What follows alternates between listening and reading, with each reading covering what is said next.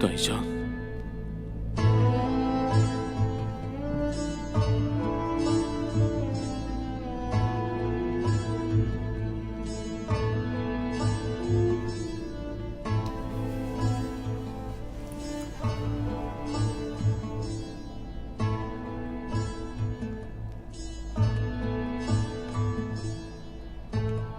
कैसी हैं आप? ये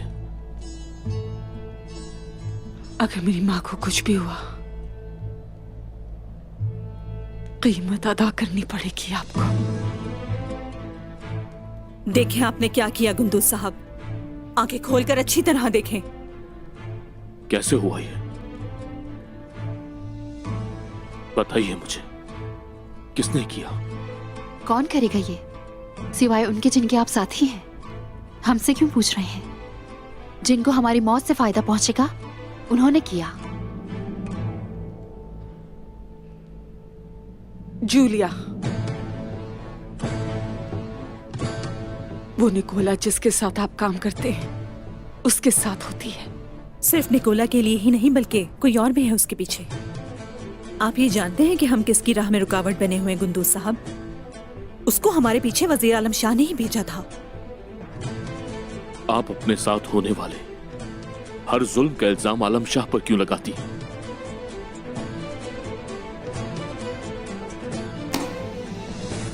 आप उसे बेहतर जानते हैं गुंदूज साहब। वजीर और निकोला का एक ही मकसद है।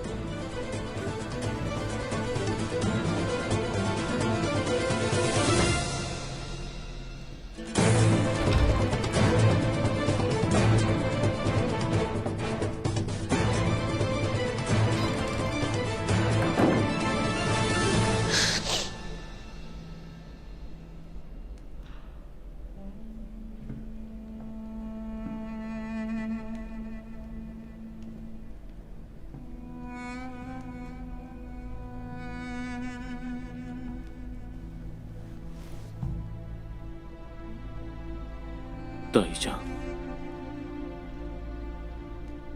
खुद से दूर नहीं होने दूंगा आपको। तुम्हें याद है कि मैं तुम्हारी ताई हूं? तुमने तो बाहर निकाल दिया था।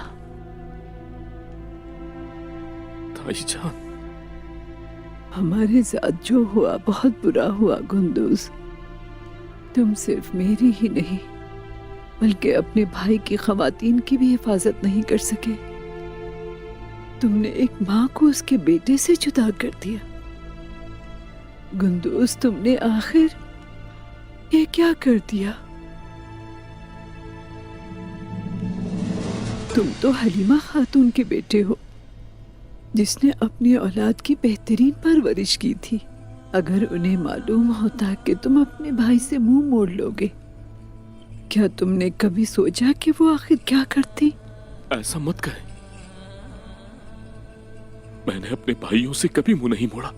तुम जानते हो कि मैं तुम्हें हमेशा पसंद करती थी। सोचती थी हलीमा ने अपने बेटों की कितनी अच्छी तरबियत की है। एक भाई दूसरे भाई की गैर मौजूदगी में लड़ा और उसके हर चीज का दिफा किया। मेरे दिल में कोई बुराई नहीं।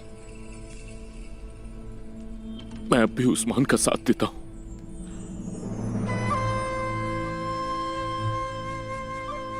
दिल में झांक के देखो, क्या तुमने वाकई उसका साथ दिया?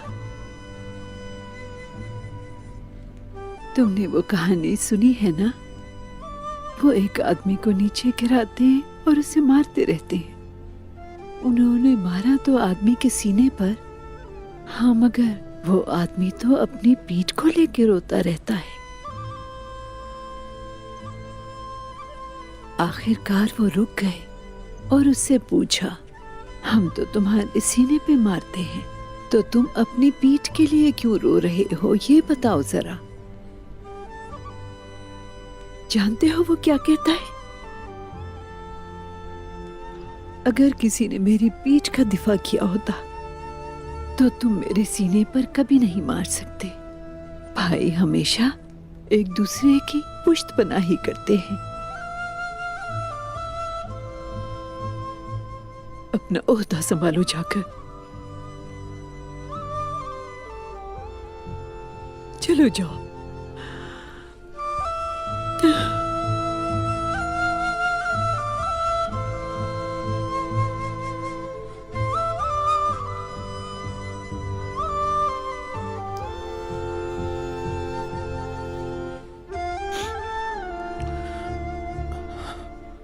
मुझे आपकी दुआएं चाहिए।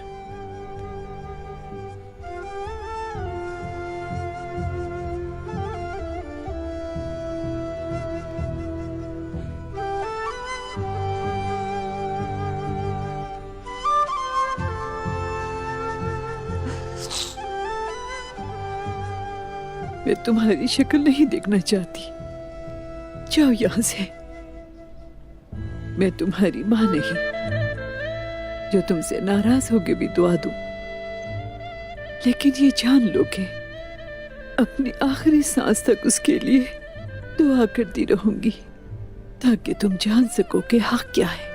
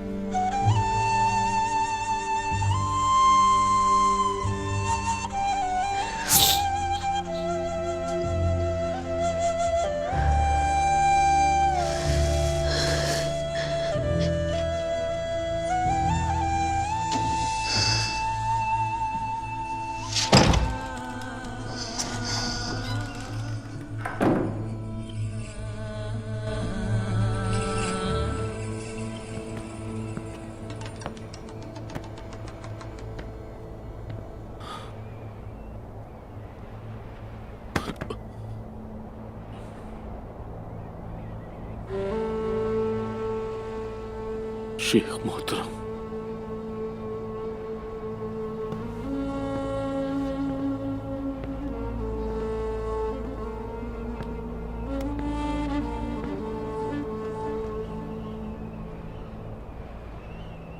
मेरा दिल परेशान है, मैं मुतमईन नहीं हो पा रहा। ऐसा होगा मुझे हरगिज नहीं मालूम था। अगर आपने जानकर ऐसा किया तो आप जालिम होंगे, और अगर अनजाने में किया तो आप बेखबर थे। ये कबीले के लिए किया, सबकी भलाई चाहता था। खवातीन को सिर्फ इसलिए भेजा कि खून खराबा ना हो। शेख मोहतरम, हालात मुनासिब होते ही उन्हें वापस बुला लेता। मालूम नहीं था ऐसा हो जाएगा। मोमिन को होशियार रहना चाहिए, उन्हें हमेशा खतरे को भांप लेना चाहिए। गुंदूस साहब, क्या आप उन मुनाफिकीन को जानते हैं जिन्होंने मस्जिद ज़रार बनाई थी? वो मोमिनों के दरमियान तफर्रका डालकर अल्लाह और उसके रसूल के दुश्मनों की मदद करना चाहते थे, और उन्होंने खयानत और जुल्म के मरकज को अल्लाह के घर का रूप देकर मुसलमानों को धोखा देने की कोशिश की। लेकिन मेरे रब से कोई चीज पोशीदा नहीं रह सकती। वो सब कुछ देखता भी है और सुनता भी है। अल्लाह ने अपने नबी को सूरह तौबा में उनके मकासिद से आगाह किया और उस मस्जिद को मस्जिद ज़रार करार दे दिया। बुराई की उस जगह को जिसे मस्जिद कहा गया, अल्लाह के नबी ने बुराई के उस घर को तबाह कर दिया। अल्लाह की आयत और उसके नबी की सुन्नत जाहिर करती है, वो मुनाफिकीन जिन्होंने मस्जिद ज़रार बनाई थी आज भी हमारे दरमियान मौजूद हैं। गुंदूस साहब, ये सब कुछ वो खुद नहीं करते, बल्कि गाफिल लोग उन मुनाफिकों के महलों में बैठकर मुसलमानों को धोखा देते हैं। वो खुद को तबाह करने के लिए ये सब कुछ करते हैं। मैं हमेशा मुनाफिकों के खिलाफ खड़ा रहूंगा शेख मोहतरम, लेकिन मैं देख रहा हूं कि आप भी हर बुराई का जिम्मेदार आलम शाह को समझते हैं, लेकिन मैं उनके इरादों की जमानत दे सकता हूं। वो तुर्कमानों की भलाई चाहते हैं। वजीर आलम शाह ने अपनी चालों से तुम्हारी आंखें, कान और तुम्हारे दिल को अंधा कर दिया है। आप न सुन सकते हैं और न देख सकते हैं। सोचो जरा, जो लोग गफलत में पड़ते हैं वो मुनाफिक बन जाते हैं। लगता है आप पर मेरी बातों का कोई असर नहीं हुआ।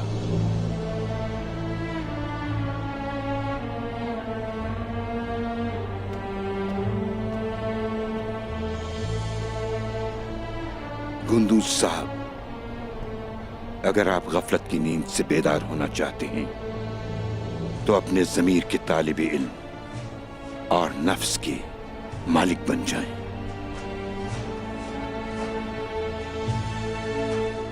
हर चीज बिल्कुल तैयार होनी चाहिए और दोगदू, समझ गए?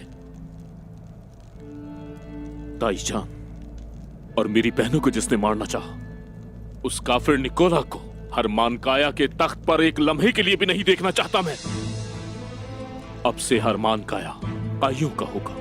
हमारे सिपाही फतह के लिए बेताब हैं हुजूर। सारी तैयारियां मुकम्मल हैं। अल्लाह के हुक्म से इस जंग में फतह सिर्फ और सिर्फ हमारी होगी। इसके अलावा कोई और रास्ता भी नहीं। चलो जाओ, सिपाहियों को तैयार करो। जो आपका हुक्म हुजूर।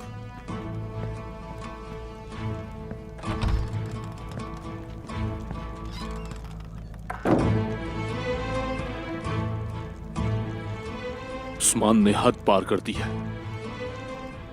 जानती हो क्या किया उसने इस बार? उसने सुल्तान को कत्ल करने की कोशिश की। क्या? शुक्र है कि सुल्तान बच गए। ये उन पर बुहतान है हुजूर। उस्मान साहब ऐसा नहीं करेंगे। उस्मान ने आज तक जितना कुछ किया है, जितनी नाफरमानियां की हैं, अब तो मैं भी मशकूक हूं। वो अब इंतहा पर पहुंच चुका है। फरार होकर, हथियार ना डालकर उसने सारी मुसीबतों को अपने सर पर ले लिया है।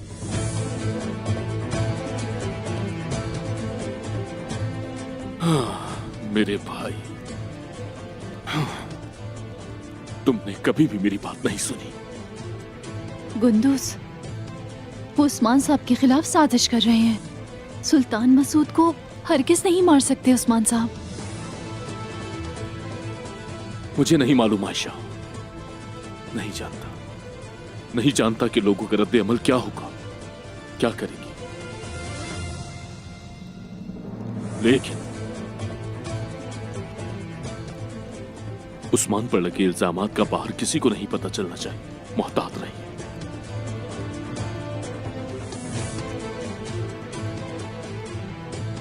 उस्मान ने आज तक जो कुछ भी किया है, उसके बदले में सल्जूक हम पर कब्जा नहीं कर रहे, सिर्फ आलम शाह की वजह से।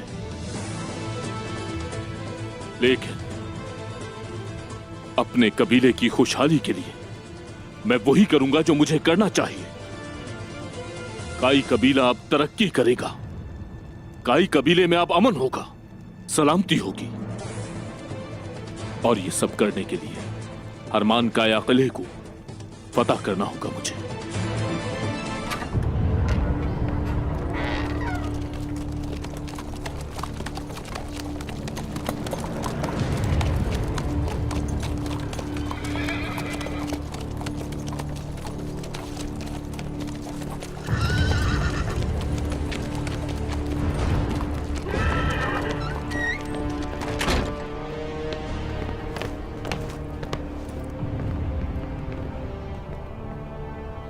तुम इतने सारे आदमियों के साथ क्यों आए हो गुंदू साहब?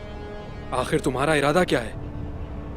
हम तुमसे मिलने नहीं आए, बल्कि किला लेने आए हैं। सिपाहियों!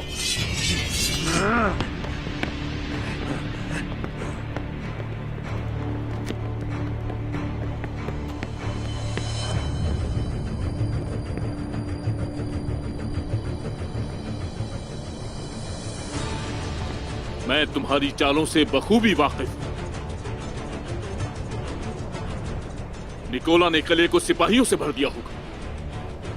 चलो बहादुरों!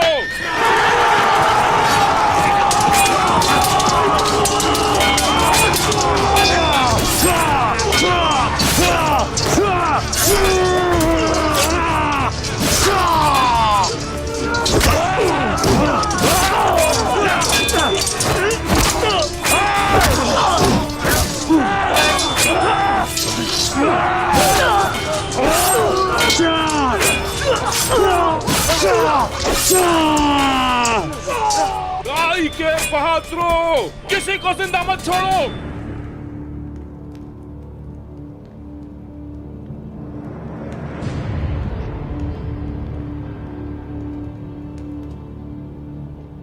अल्हम्दुलिल्लाह, अरमान काया कला अब काई की मलकियत है। अल्हम्दुलिल्लाह, अल्हम्दुलिल्लाह। अल्लाह का लाख शुक्र है कि उसने हमें ये फतह नसीब फरमाई। माशाअल्लाह, माशाअल्लाह। लेकिन मैं ये बता दूं कि वजीर आलम शाह के बगैर ये फतह मुमकिन नहीं थी।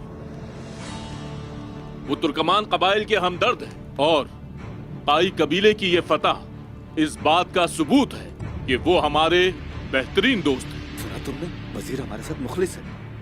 वजीर का और मेरा मकसद एक ही है, क्योंकि हम चाहते हैं तुर्कमान पूरी दुनिया में अमन और सलामती के साथ रहे। आमीन। इस मकसद के लिए हम हथियार भी उठाएंगे, जरूरत पड़ने पर अपनी जानें भी देने से गुरेज नहीं करेंगे। पता आपको मुबारक हो गुंदूज साहब। मैं पहले आपकी सरदारी के खिलाफ खड़ा था, लेकिन आपने मुझे गलत साबित कर दिया। बहुत शुक्रिया गुंदूज साहब, आपकी उम्र दराज हो। अल्लाह आपकी उम्र दराज करे गुंदूज साहब। बहुत शुक्रिया, आपकी उम्र भी दराज हो। लेकिन एक बात मत भूलिएगा, जब तक हम लोग इसी तरह मुत्तहिद रहेंगे, फतूहात का सिलसिला इसी तरह चलता रहेगा। इंशाअल्लाह। अल्लाह आपकी जुबान मुबारक करे गुंदूज साहब। अल्हम्दुलिल्लाह गुंदूज साहब, आप सही फरमा रहे हैं।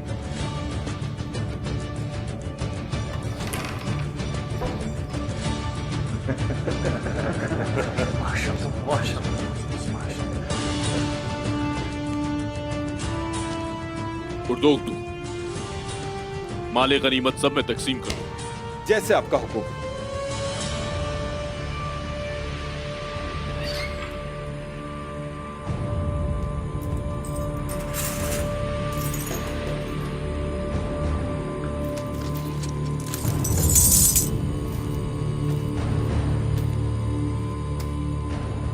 शुक्रिया जनाब।